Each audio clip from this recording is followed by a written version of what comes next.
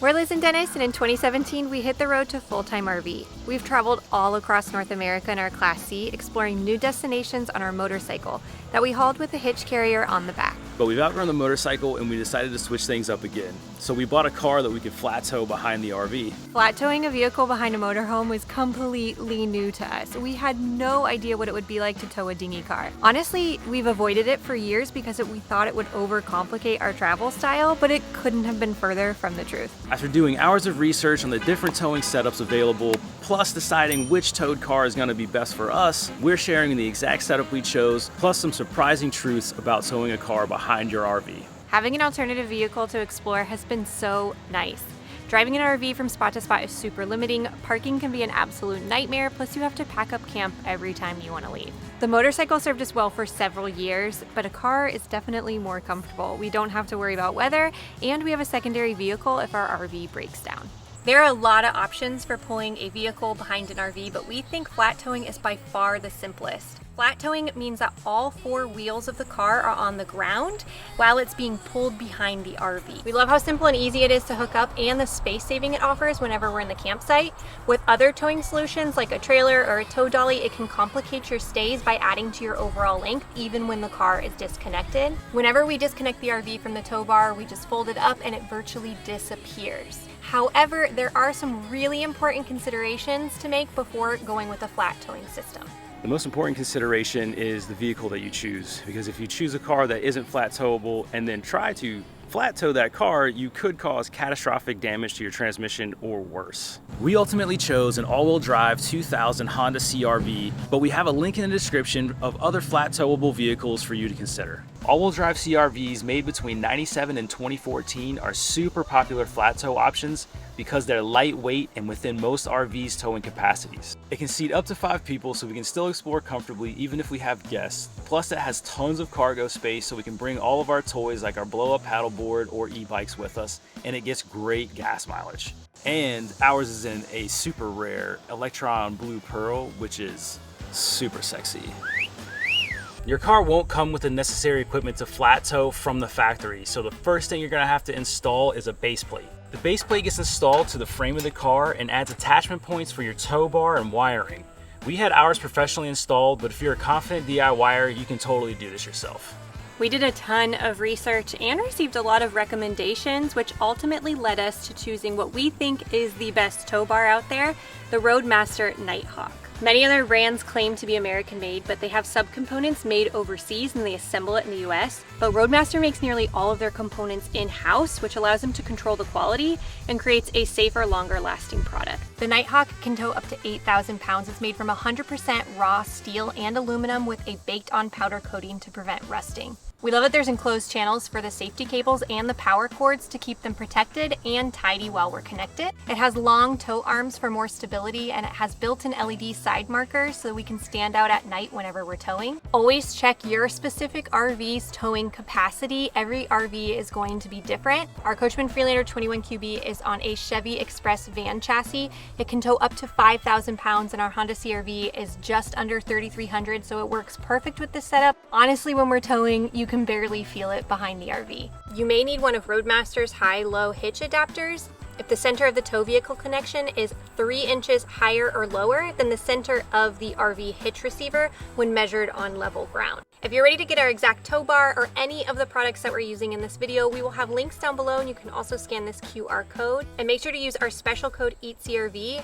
Roadmaster is going to be throwing in several freebies whenever you purchase the Nighthawk. The last two components of a flat towed system is a supplemental braking system and the light wiring. Supplemental brakes are required in the continental USA and Canada, and it connects the RV and the towed car's braking system. It controls the added weight behind the RV as we're towing, and it helps slow our car down as we push the brakes in the RV. We went with the Roadmaster InvisiBrake system. It's one of the best in the market, and we loved that it's an all-in-one solution. Once installed, there's no additional setup or breakdown required. It's installed underneath our driver's seat, so it's tucked away, out of sight, out of mind. It doesn't have to be removed when we're not towing. And it has a built-in vacuum pump that utilizes the full braking power of our CRV's braking system when we're towing. The InvisiBrake system is DIY-able, but it can be very technical, and from our research, this is the system that fails the most when you install your own towing system.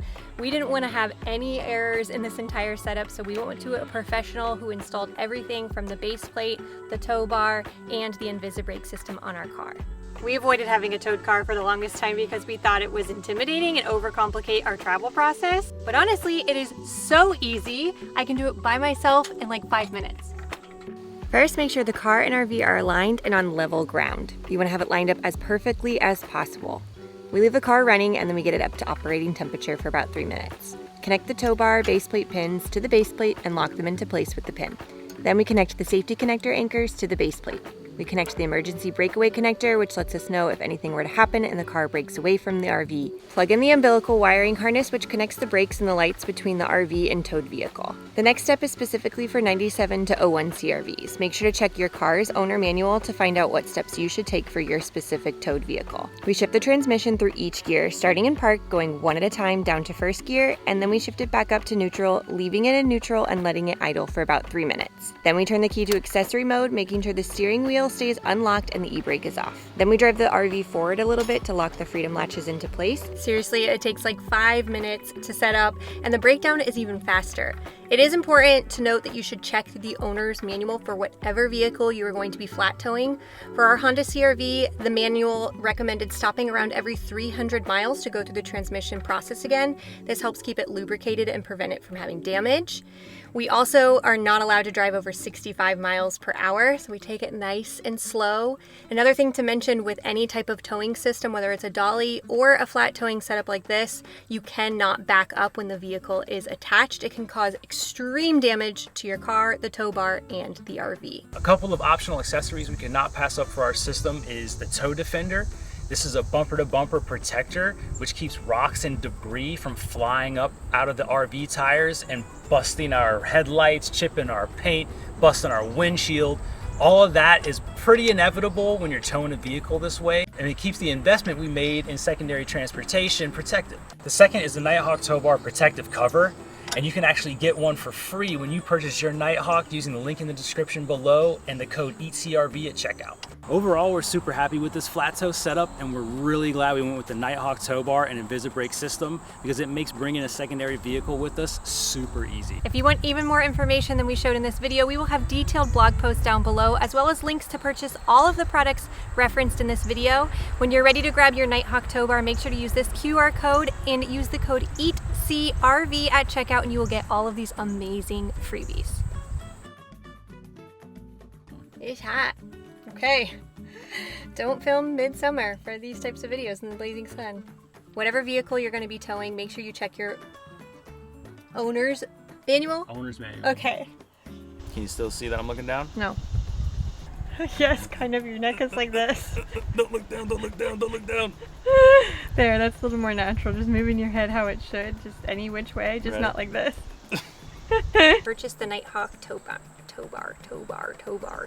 Nighthawk tow bar. 50 cables and power cords.